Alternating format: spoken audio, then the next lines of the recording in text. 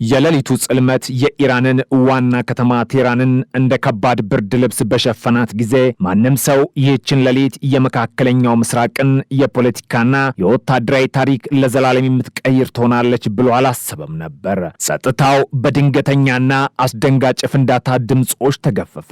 ሰማዩ በእሳት ነበልባል ቀላ።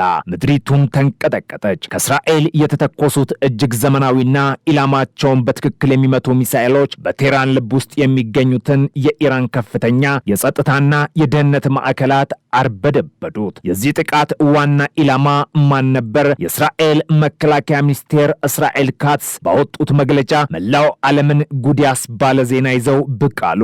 የኢራን ብሔራዊ ደህንነት ምክር ቤት ዋና ጸሐፊና የሟቹ ጠቅላይ መሪ አያቶላ ሐሚኒ ቀኝ እጅ የነበሩት አሊ ላሪጃኒ እንዲሁም የኢራን አብዮታዊ ዘብ አካል የሆነውና የውስጥ ደህንነት በብረት እጅ የሚቆጣጠረው የባሲጅ ሚሊሻ አዛዥ ጀነራል ጎላምሬዛ ሱሌማኒ ተገድለዋል። ይህ ዜና እንደተሰማ በዓለም አቀፍ የዲፕሎማሲና የወታደራዊ ማዕከላት ውስጥ ከፍተኛ መደናገጥ ተፈጠረ። እስራኤል ካትስ በድፍረትና በልበ ሙሉነት እንዳስታወቁት የጦር ኃይሎች ጠቅላይ ኢታማዦር ሹም አሁን በሰጡኝ መረጃ መሰረት የከፍተኛው ብሔራዊ ደህንነት ምክር ቤት ጸሐፊ ላሪጃኒና የኢራን ማዕከላዊ ጭቆና መዋቅር የሆነው የባሲጅ ኃይል አዛዥ ሱሌማኒ ትላንት ሌሊት ተወግደዋል አሉ። ይህ መግለጫ የካቲት 28 ቀን 2026 ዓ.ም አሜሪካና እስራኤል በጋራ ባካሄዱት ጥቃት የ86 ዓመቱን የኢራኑ ጠቅላይ መሪ አሊ ሐሚኒን ከገደሉ በኋላ በጦርነት ውስጥ ከተፈጸሙት ግድያዎች ሁሉ እጅግ ከፍተኛውና ታሪካዊ አድርጎታል። የእስራኤል ጦርም በበኩሉ በወታደራዊ መረጃ የተመራና እጅግ ትክክለኛ የሆነ የአየር ጥቃት በቴህራን ልብ ውስጥ በማካሄድ ላለፉት 6 ዓመታት የባሲጅ ክፍለ ጦርን የመሩትን ጀነራል ጎላምሬዛ ሱሌማኒን አስወግደናል ሲል በትዊተር ገጹ አረጋግጧል። ነገር ግን ጦርነቱ ሁልጊዜም በጭጋግ የተሞላ ነው። እስራኤል ይህንን ትልቅ ድል ስታውጅ ከቴህራን በኩል የተሰማው ነገር ቢኖር ጥልቅ ዝምታና ሚስጥራዊነት ነው። የኢራን መንግስት ስለ ላሪጃኒም ሆነ ስለ ሱሌማኒ መገደል እስካሁን በይፋ ያረጋገጠውም ሆነ ያስተባበለው ነገር የለም። ይልቁንም የኢራን መንግስታዊ ሚዲያዎች አንድ ያልተጠበቀ ነገር ይዘው ወጡ። ባሊ ላሪጃኒ ማህበራዊ ሚዲያ ገጾች ላይ በእጃቸው የተጻፈ የሚመስል አጭር ማስታወሻ ተለቀቀ። የማስታወሻ በዓለም አቀፍ የውሃ ክልል ውስጥ በአሜሪካ ጥቃት የተገደሉትንና ማክሰኞ ዕለት የቀብር ስነ ስርዓታቸው የሚፈጸመውን የኢራን ባህር ኃይሎች የሚያስታውስ ነበር። ይህ በእጅ የተጻፈ ደብዳቤ ላሪጃኒ አሁንም በሕይወት እንዳሉ ለማሳየት የተደረገ የስነ ልቦና ጦርነት አካል ነው ወይንስ ከሞታቸው በፊት የተጻፈ? ዓለም ይህን ጥያቄ እያነሳ ባለበት ሰዓት ላሪጃኒ ለመጨረሻ ጊዜ በአደባባይ የታዩት ዓርብ ዕለት ከኢራን ፕሬዝዳንት መሱድ ፔዜሽኪያን ጋር በመሆን በቴህራን በተካሄደው የፍልስጤማውያን ድጋፍ ሰልፍ አል ቅዱስ ቀን ላይ እንደነበር መረጃዎች ያመላክታሉ። አሊ ላሪጃኒ የስም በኢራን የፖለቲካና የደህንነት መዋቅር ውስጥ እንደ ትልቅ ተራራ የሚታይ ነው። ለዓመታት በኢራን ስልጣን ተዋረድ ውስጥ ከፍተኛ ተሰሚነት የነበራቸው፣ በአንድ ወቅት የሀገሪቱን የኒውክሌር ድርድር ከምዕራባውያን ጋር በግንባር ቀደምነት የመሩ፣ የኢራን ፓርላማ አፈጉባኤ በመሆን ያገለገሉና ከምንም በላይ ደግሞ የሟቹ አሊ ሐሚኒ የቅርብ ታማኝ ነበሩ። ሐሚኒ የካቲት 28ቱ ጥቃት ከተገደሉ በኋላ ላሪጃኒ የሀገሪቱን የፖለቲካና የደህንነት ክፍተት ለመሙላት ብቅ ካሉት እጅግ ጠንካራ መሪዎች አንዱ ሆነው ነበር። የእሳቸው መገደል ከተረጋገጠ በኢራን የውስጥ የፖለቲካ መዋቅር ላይ የሚያሳድረው ጫና በቀላሉ የሚገመት አይሆንም። በሌላ በኩል ደግሞ የባሲጅ አዛዥ ጎላምሬዛ ሱሌማኒ እስራኤል የኢራን የሽብር ስርዓት አካል ስትል የምትጠራው ይህ ኃይል በኢራን ውስጥ የሚነሱ ህዝባዊ ተቃውሞዎችን በማፈን በዜጎች ላይ ከፍተኛ ድብደባ በመፈጸምና የጭቆና አገዛዙን በማስቀጠል ይታወቃል። እንደ አውሮፓውያን አቆጣጠር በ1965 እንደተወለዱ የአሜሪካ የገንዘብ ሚኒስቴር መረጃ የሚያመለክተው ሱሌማኒ በተለይም ከቅርብ ዓመታት ወዲህ በኢራን የተነሱትን ጸረ መንግስት ሰልፎች በጭካኔ በመጨፍለቃቸው በአሜሪካና በአውሮፓ ህብረት ማዕቀብ ተጥሎባቸው ነበር። የእሳቸው መገደል የባሲጅ ኃይል የሰንሰለት በእጅጉ እንደሚያላላውና የውስጥ ተቃውሞዎች ቢነሱ መንግስትን ለመከላከል ያለውን አቅም እንደሚያዳክመው የጦርነት ተንታኞች ይገልጻሉ። ይህ ሁሉ እየሆነ ባለበት በዚህ ወሳኝ ወቅት የጦርነቱ ነበልባል ከቴህራን ድንበሮች አልፎ መላውን የባህረ ሰላጤ ሀገራት እያዳረሰ ነው። ኢራን ከፍተኛ መሪዎቿ እየተገደሉባት ቢሆንም እጇን አጣጥፋ አልተቀመጠችም። ይልቁንም ቁጣዋን በጎረቤቶቿና በዓለም አቀፍ የኢኮኖሚ መሰረተ ልማቶች ላይ ማውረድ ጀምራለች። የዓለም አቀፍ ትራንዚት ማዕከልና የቅንጦት መዲናዋ ዱባይ ማክሰኞ ማለዳ ላይ ያልተጠበቀ ድንጋጤ ውስጥ ገባች። ሰማዩ በድንገት ተዘጋ። ኤምሬትስና ኢታድ አየር መንገዶች በረራቸውን አቋርጡ። ምክንያቱ ደግሞ ከኢራን የተተኮሱ ድሮኖችና ሚሳኤሎች ወደ ከተማዋ እያቀኑ ስለነበር ነው። የተባበሩት አረብ ኤሚሬቶች ወታደራዊ ኃይል በፍጥነት የአየር መከላከያ ስርዓቱን አንቅቶ ገቢ ሚሳኤሎችን በማክሸፍ ላይ መሆኑን አስታወቀ። በህዋ ላይ የሚሳኤሎች መጋጨት የፈጠረው ብልሽታና የፍንዳታ ድምፅ የከተማዋን ነዋሪዎች በፍርሃት አርበደበደ። በአቡዳቢ አቅራቢያ በተመታ አንድ ሚሳኤል ስብርባሪ ምክንያት የአንድ ሰው ህይወት ሲያልፍ የግለሰብ ጦርነቱ ከተጀመረ ወዲህ በኤሚሬትስ ምድር ህይወቱን ያጣ 8ኛው ሰው ሆኗል። የኢራን ጥቃት በኤሚሬትስ ብቻም አላበቃም። የዓለም ትልቁ የነዳጅ ላኪ በሆነችው ሳውዲ አረቢያ ምስራቃዊ ግዛት ግዙፍ የነዳጅ ማውጫ መሰረተ ልማቶች በሚገኙበት ክልል ላይ የሳውዲ መከላከያ ሚኒስቴር 12 የኢራን ድሮኖችን አምክኖ መጣሉን አስታውቋል። በኳታር ዋና ከተማ ዱሃ ሰማይ ላይ ደግሞ የፍንዳታ ድምጾች አስተጋብተዋል። የኳታር መከላከያ ሰራዊት በሚሳኤል የተቃጣን ጥቃት ማክሸፉን ቢያስታውቅም ተመቶ በወደቀው ሚሳኤል ስብርባሪ ምክንያት በአንድ የኢንዱስትሪ መንደር ውስጥ ከባድ እሳት ተነስቷል ብሏል። የመካከለኛው ምስራቅ ሰማይ በጥቁር ጭስ፣ በሚሳኤል ጩኸትና በድሮኖች ጫጫታ ተሞልቷል። ይህ አካባቢያዊ ቀውስ ወደ ዓለም አቀፍ የኢኮኖሚ ውድቀት እያመራ ነው። የዓለም የነዳጅ አቅርቦት 5ኛው ክፍል የሚያልፍበት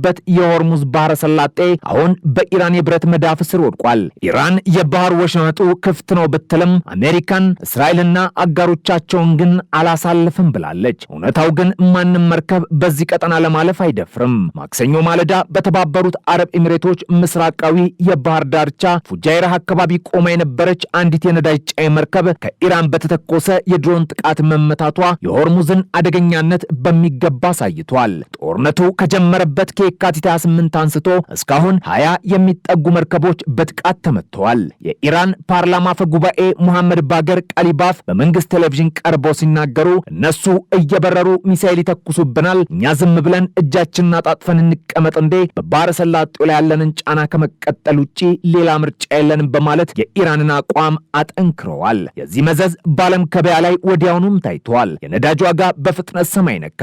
የብሬንት ድፍድፍ ነዳጅ ዋጋ ጦርነቱ ከጀመረበት ጊዜ አንስቶ ከ40 በመቶ በላይ በማሻቀብ አንድ በርሚል $100 በላይ ገብቷል። ይህ የዋጋ ንረት የዓለምን ኢኮኖሚ እያናጋው ይገኛል። በድሃ ሀገራት የምግብ እጥረት ስጋት አንዣቧል። የበርካታ ሀገራት ማዕከላዊ ባንኮች የዋጋ ንረትን ለመቆጣጠር የሚያደርጉት ጥረት ከንቱ ሆኗል። ዩናይትድ ስቴትስ ፕሬዝዳንት ዶናልድ ትራምፕ በነዳጅ ዋጋ መጨመር ምክንያት ከፍተኛ የፖለቲካ ጫና ውስጥ ወድቀዋል። ፕሬዝዳንቱ ግማሽ ደርዘን የሚሆነው አጋር ሀገራት የሆርሙዝን ባህረ ሰላጤ ክፍት ለማድረግ የጦር መርከቦቻቸውን እንዲልኩ ቢጠይቁም አብዛኛዎቹ ሀገራት ግን ፈቃደኛ አልሆኑም። መውጫው በማይታወቅ ማለቂያ በሌለው የመካከለኛው ምስራቅ ጦርነት ውስጥ ለመግባት እያመነታሉ። ከአሜሪካ የባህር ኃይል የተለየ ተአምር እናመጣለን ብለውም አያምኑም። ዓለም የሆርሙዝን መዘጋት በፍርሃት እያሸየች ነው።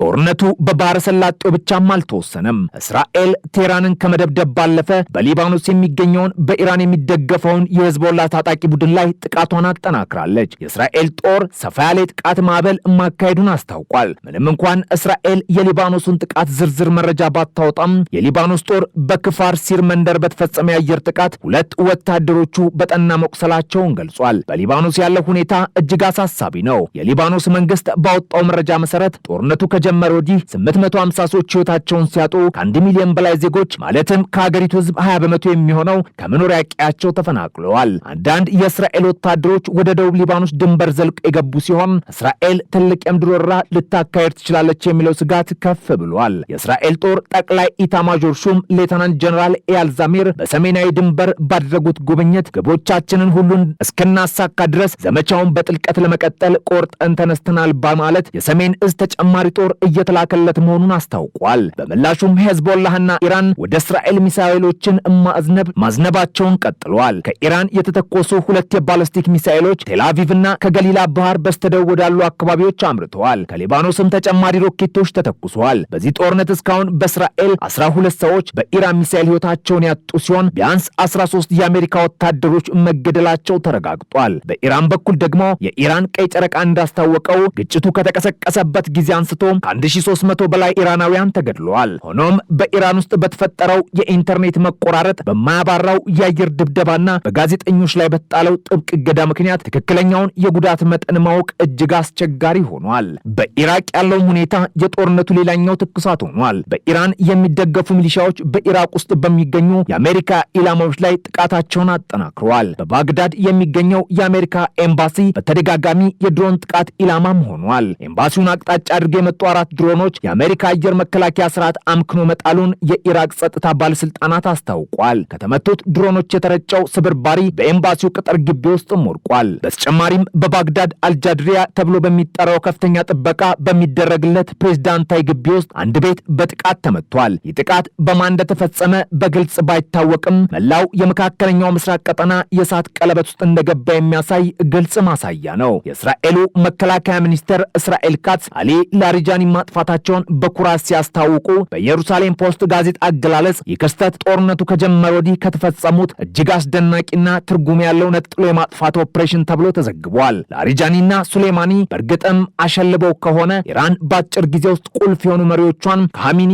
እስከ ላሪጃኒ አታለች ማለት ነው። ይህ ደግሞ በቴህራን የስልጣን ኮሪደሮች ውስጥ ከፍተኛ የሆነ ፍርሃት፣ የጥርጣሬ መንፈስና በቀልን እያረገዘ ቁጣ ይፈጥራል። በቴህራን ጥብቅ የከርሰ ምድር ምሽጎች ውስጥ የኢራን አብዮታዊ ዘብ ከፍተኛ አዛዦች እርስ በርሳቸው በጥርጣሬ መተያየት ጀምረዋል። እስራኤል ይህን ያህል የጠለቀና ትክክለኛ መረጃ ከየት አገኘች? የላሪጃኒንና የሱሌማኒ ሚስጥራዊ መኝታ ስፍራ ማን አሳልፎ ሰጠ? የሚሉት ጥያቄዎች የመሪዎቹን እንቅልፍ ነስተዋል። በየደቂቃው የሞሳድ ሰላዮች ከጎናቸው ያሉ እስኪመስላቸው ድረስ ከፍተኛ የሆነ የስነ ልቦና ጫና ውስጥ ወድቋል። ይህ የጥርጣሬ መንፈስ በውስጣቸው መከፋፈልን ከመፍጠሩን ባሻገር ታማኝ ያልሆኑትን የማደንና የማጥራት ዘመቻ እንዲጀምሩ ገፋፍታቸዋል። መንግስት አልባ የሆነችውና የሐዘን መጋረጃ ጥላባት ቴህራን አሁን ወደማይታወቅ የእርስ በርስ መናቆርና የደህንነት ቀውስ ውስጥ እየገባች ነው። ይሁን እንጂ ኢራን ይህንን ከባድ ምት ተቀብላ ዝም የምትል ሀገርም አይደለችም። በቁጣ የነደዱት የሃይማኖትና የወታደራዊ መሪዎች እስካሁን ተጠቅመውበት የማያውቁትን የጥፋት ካርድ ለመምዘዝ